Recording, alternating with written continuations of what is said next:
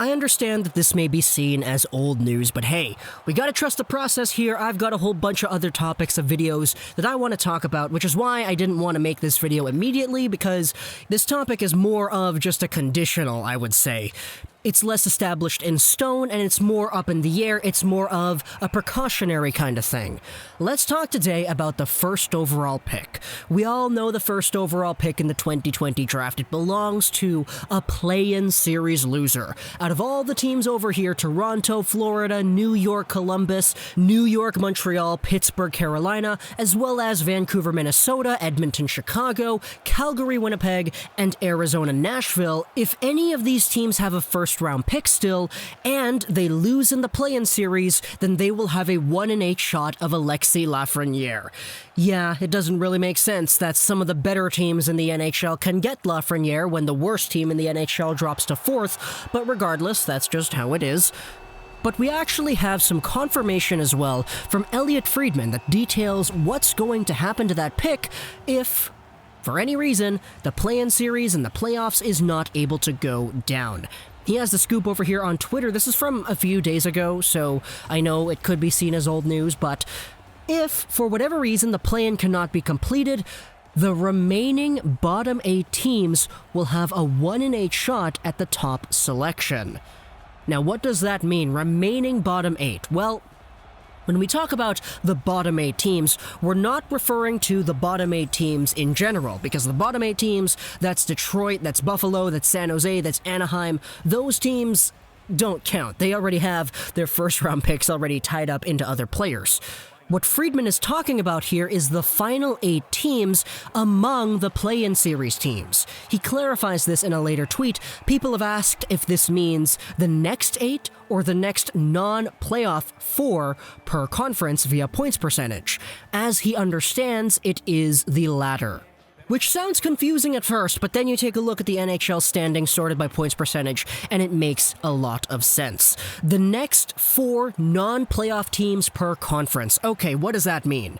Well, if we take a look at the NHL playoffs, if it was sorted by points percentage, in the West we would have St. Louis, Colorado, Vegas, Dallas, Edmonton, Nashville, Vancouver, Calgary in the playoffs. The next teams, Winnipeg, Minnesota, Arizona, and Chicago, would be out, which means that these 4 teams are the ones that would be in the Lafreniere contention, among the other 4 teams in the East who also would have been eliminated if the playoffs were sorted by points percentage. That would have been 9 to 12, Columbus, Florida, New York, and Montreal.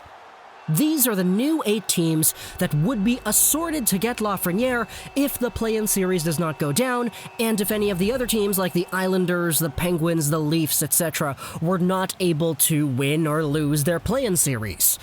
Now, you could say whether or not this kind of system is fair, but the bottom line is the 4 teams on each conference are Montreal, the Rangers, the Panthers, the Blue Jackets, as well as the Wild, the Jets, the Coyotes, and the Blackhawks that would be fighting for Lafreniere, and they each would have a 1 in 8 opportunity.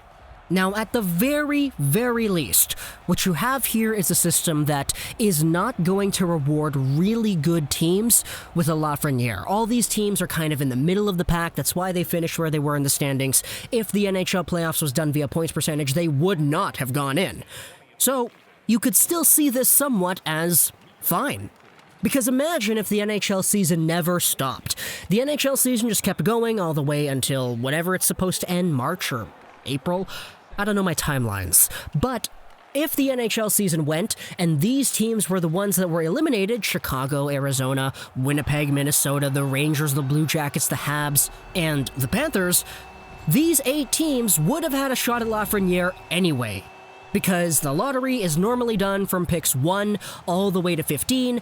Picks are done for 1, 2, and 3, and the winners of those move up. The rest of the teams get shifted down depending on where they are in the standings, and it would have been just a normal draft lottery system had that been the case. If the NHL play-in series does not go on, what we have is a replacement that mimics what would have been just the standard draft lottery process, and one that doesn't give the edge to teams like Pittsburgh, Toronto, and the Edmonton Oilers should they lose their play-in series.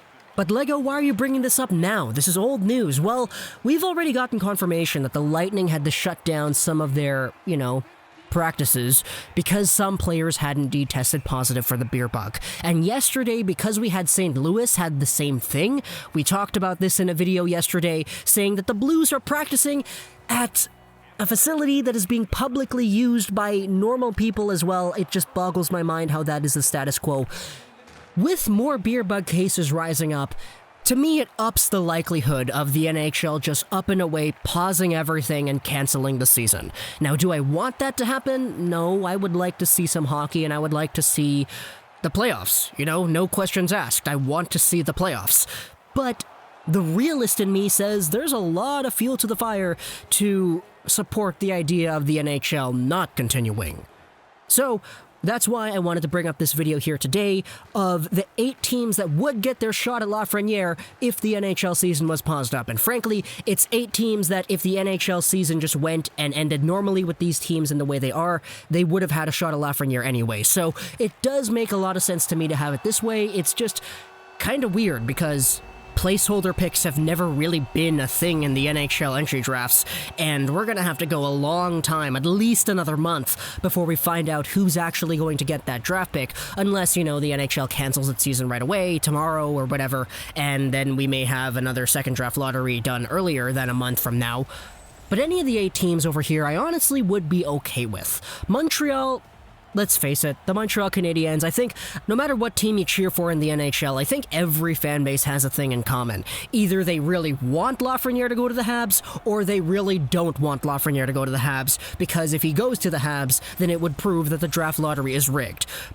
Obviously, I could see both sides, but you know what? I don't want to say that anything is rigged over here. The NHL had a good YouTube video actually doing the draft lottery, and they upload that every year as well, so I'm not really too sure if it's safe to say that it's rigged, per se. But Montreal, the hometown kid, the French francophone talent, that would be amazing. As for the other teams, there's a little bit of a case you could make for either of them deserving Lafreniere. The Rangers are supposed to be in a rebuild technically, but they got just super speeded right to the front of the pack in that regard. And with guys like Kakko and Kravtsov and K'Andre Miller and Shesterkin still with a lot more to show off at the NHL level, we can see so much more coming out of Rangers hockey in the next decade. This year is not supposed to be a showcase of what the Rangers can do. We should see that in a few years from now. For the Panthers, honestly, they could use a star. They've got Barkov, they've got Huberdeau, they've got some good guys over there, but they haven't broken that bubble into NHL solidarity that they could if they got a Lafreniere. And the Panthers are by no means a really good team per se, but they could honestly use the support of another guy like Lafreniere. They haven't won in a while, they could definitely use something to get over that bubble, and if Lafreniere is that, then hey, you know, be my guest. Same thing goes with the Columbus Blue Jackets. They're a team that was not supposed to be as good as they are. They lost out on every star player they acquired, and it wasn't even pretty. It was really ugly just seeing Duchesne leave, Dzingel leave, Panarin leave, Bobrovsky leave. Everybody left. And even still with those setbacks, they found a way to get themselves in this position, still winning hockey games, still riding the high of defeating the Tampa Bay Lightning last season in a sweep. And if there's any team that deserves good fortune, in my opinion, it is Columbus in that sense, because they've been through a lot, and they're still fighting through it. As for the West, the Blackhawks are a team that many people kind of got mad at me in my comments for saying I didn't want them to get Lafreniere because of the prosperity they've held throughout the past decade, but in a vacuum looking towards the future, I can totally see why they would need a Lafreniere. The team is aging, the team is not as good as they were before. Sure, Patrick Kane is Patrick Kane, but Patrick Kane can't be Patrick Kane for too long, can he? The Blackhawks are technically entering that stage where they need to transition from the old to the young, and if a Lafreniere is going to be a part of that future, then hey, I could totally understand why some people think that's valuable. For the Minnesota Wild, man, they could use a star. They got some really good prospects in their pipeline in Kaprizov and Boldy and Kalen Addison and all that, but adding a Lafreniere could really establish that team as one that is going to be a contender for the next few years.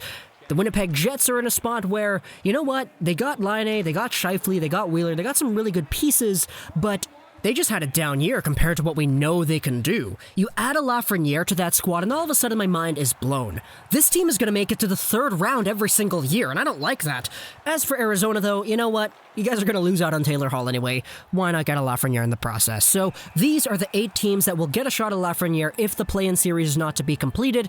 I hope you enjoyed this video. Comment down below what you think about these teams and the selection process on how they actually decided this, because I know that's going to be a very controversial topic in the comments below. But let me know what you think. I hope you enjoyed this video. So that Trust 99, and bye.